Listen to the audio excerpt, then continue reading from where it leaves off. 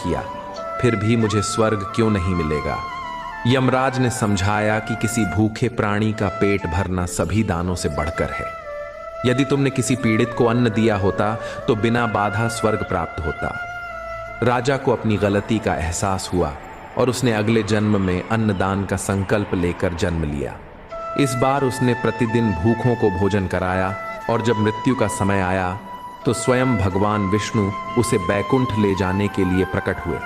यह कथा सुनते ही वृद्ध ब्राह्मण की आंखें नम हो गईं। उसने भाव विभोर होकर कहा, हे प्रभु, आपने आज मुझे जीवन का सर्वोच्च सत्य बता दिया। धन और स्वर्ण क्षण भंगुर हैं, परंतु अन्नदान से हम किसी की प्राण रक्षा कर सकते हैं। तब श्री कृष्ण ने उसे आशीर्वाद दिया और कहा, जाओ, जो भी तुम्हारे पास है उससे किसी भूखे को अन्न दान करो, और यदि कुछ भी ना हो तो प्रेम से जल पिलाओ। यही सच्चा धर्म है। अन्नदान केवल भोजन का दान नहीं बल्कि जीवन का दान है, क्योंकि जब आप किसी को अन्न प्रदान करते हैं तो आप उसे तात्कालिक राहत ही नहीं देते, बल्कि उसके जीवन को आगे बढ़ाने में भी सहायक होते हैं। और यही सबसे महान कार्य माना जाता है, जिसे करने से आत्मा को शांति और परम लोक की प्राप्ति होती है, ऐसा श्री कृष्ण कहते हैं।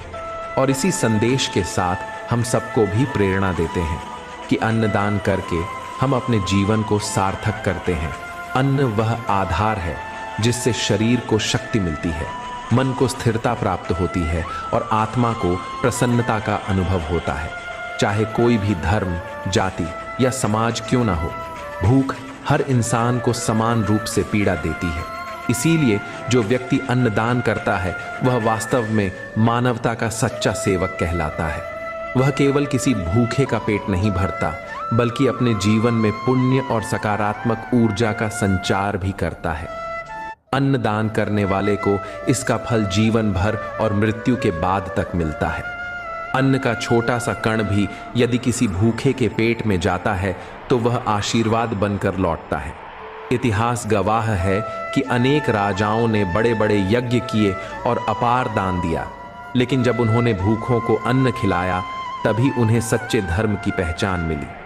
श्री कृष्ण ने स्वयं उपदेश दिया है कि जो व्यक्ति अपने भोजन का कुछ हिस्सा किसी भूखे को देता है वह वास्तव में भगवान को अर्पण करता है। अन्नदान करने वाले के जीवन में कभी अन्न की कमी नहीं होती।